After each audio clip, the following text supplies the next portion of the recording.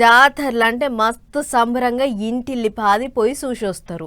పిల్ల జల్లాని ఎంబడేసుకొని పోయి మొక్కులు చెల్లించుకుంటారు.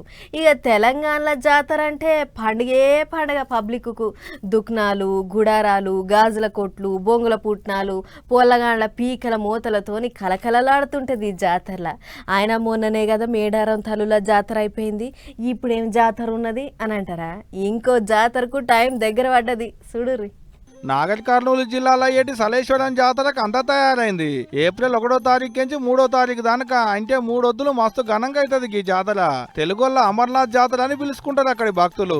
హైదరాబాద్ కెంచి శ్రీశైలంకెళ్ళ పోయేటి తోవల హైవే మీద నాగర్ కర్నూలు జిల్లా ఫరాహాబాద్ చౌరస్తా మీదకెంచి 22 కిలోమీటర్లు లోపలికి పోతే బుగూరు అడవులల్లో ఉంటది సలేశ్వరము.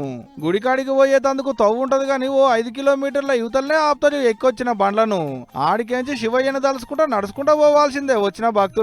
మొత్తం గుట్టలు, రాళ్ళు, రప్పలు, చెట్లు, పుట్టలు, చిన్నలు పెద్దలు అని తేడా ఏం లేదు. ఉన్నోళ్ళు లేనోళ్ళని భేదాలు ఏం లేవు. అందరికి ఇదే తోవా. విఐపి దర్శనాలు, స్పెషల్ ఘాట్లేం లేవు. అందరికి ఇట్లా చెట్ల పుట్టల నడువు ఇట్లా నడుచుకుంటూ పోవాల్సిందే పక్క. ఇప్పటికే అధికారులు పోయి అరుచుకొని వచ్చేది కూడా ఆడ పరిస్థితి ఎట్టుందనేదంతా. ఈ ట్రెక్ చాలా టఫ్ గా ఉంటది కాబట్టి పీపుల్ అందరూ ఫోకస్ గా కొంచెం హెల్త్ కాన్షియస్ పెట్టుకొని చేయాలి. ఫారెస్ట్ లో మూవ్ అవుతున్నప్పుడు ఫైర్ పెట్టడం కానీ వండుకోవడానికి, అండ్ దెన్ ఏమన్నా ఇంకా ఆల్కహాల్ కన్జంప్షన్ కానీ ఇంకేమన్నా ఎనీథింగ్ యాంటీ సోషల్ గా ఏమైనా చేయడం, అసాంఘికంగా ఏమైనా చేస్తే గానీ స్ట్రిక్ట్ గా యాక్షన్ పోలీస్ డిపార్ట్మెంట్ నుంచి, ఫారెస్ట్ డిపార్ట్మెంట్ నుంచే ఉంటది. Core area of tiger reserve లో ట్రెక్ ని మీరు చేయగలుగుతున్నారు అండ్ దేవుడిని దర్శించుకోగలుగుతున్నారు. And also should keep in mind that మనకి ఫారెస్ట్ ని కూడా ప్రొటెక్ట్ చేయాలి, ఎన్వైరన్మెంట్ కూడా ప్రొటెక్ట్ చేయాలి అక్కడ. చుట్టుముట్టు గుట్టలు, నడిమిట్ల లోయ, మీదికెంచి దుంకుతున్న జలపాతాన్ని చూస్తుంటే కన్నుల పండుగ లెక్కనే ఉంటది.